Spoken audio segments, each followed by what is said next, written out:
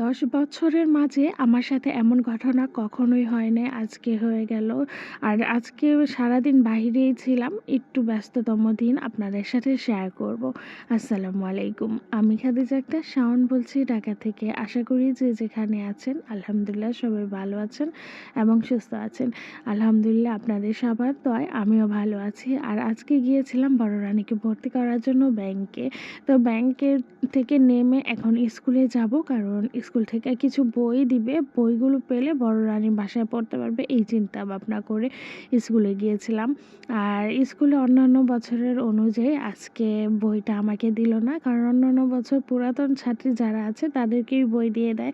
আর এবার নিয়ম করেছে ভর্তি করে রিসিট সহ যেতে হবে। তো আমি গিয়েছিলাম, কিন্তু ক্লাস টিচার সে আমাকে বলেছে যে এখন না, বাচ্চা ক্লাসে আসলে দিবে।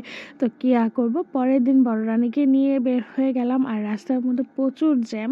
আর দেখেন এত পরিমাণে জ্যাম ছিল যে আমার কখনো স্কুলে যেতে লেট হয় নাই, আজকে আমার যেতে 10 মিনিট লেট হয়ে গিয়েছে। আর এই জায়গাটা অনেক জ্যাম ছিল।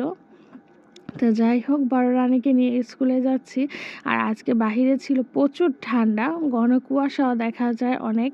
তো বাসায় আজকে আম্মু যেহেতু আছে, ছোট রানীকে রেখে গেলাম, কারণ ছোট রানীকে নিয়ে এত সকালে বের হওয়াটা অনেক টাফ হয়ে যায় আমার জন্য। আর স্কুলে আসার পর বড় রানী যে বই নিয়ে আসছে, আর বইটা আমার কাছে দিয়ে ও আবার ওর ফ্রেন্ডের সাথে একটু কথা বলবে, যেহেতু ছুটির টাইম। আর এখন হয়েছে যে খেলাধুলা হচ্ছে, তো সেরকম ক্লাস হয় না।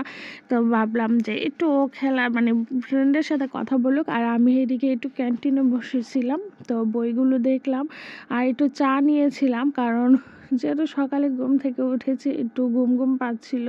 আর নতুন নতুন বই পেলে তো আমার বাচ্চাদের সাথে সাথে কিন্তু মারাও খুশি হয়ে যায়। সেই ছোটোবেলার কথাটা আমার মনে পড়ে গেল, যখন আমরাও নতুন বই পেয়েছি, খুবই ভালো লাগতো, আনন্দ লাগতো। তো এখনকার বাচ্চারাও তাই, কিন্তু বই পাওয়ার আনন্দটাই আসলে অন্য রকমের। তো নতুন বইয়ের ঘ্রাণ কার কার কাছে ভালো লাগে একটু কমেন্ট করবেন। হ্যাঁ, আমার কাছে তো খুবই ভালো লাগে। তা দেখেন আমি কিন্তু বই নিয়ে ঘ্রাণ নিচ্ছিলাম। আর আজকে যাব আরেকটা বড় কাজ আছে, সেই কাজটা আমার জন্য অনেকটাই ইম্পর্ট্যান্ট। সেটা হচ্ছে আপনাদেরকে ভিডিও শেষে বলে দিব।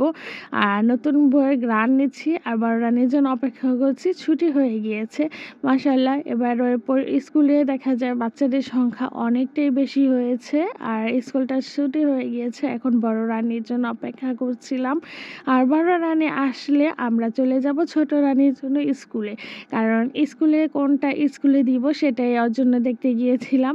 তো আজকে একটা স্কুলে গিয়েছি, মাশাআল্লাহ এত এত ছোট ছোট বাচ্চারা স্কুল আসছে এত সকালে, দেখে খুবই ভালো লাগছে। তো এখানে এসে স্কুলের বিষয়ে অনেক কিছুই জানার দরকার ছিল, সেইগুলো জেনে গেলাম। তো আজকে আর ভিডিওটা বড় করলাম না, সবাই ভালো থাকবেন, আল্লাহ হাফেজ, আসসালামু আলাইকুম।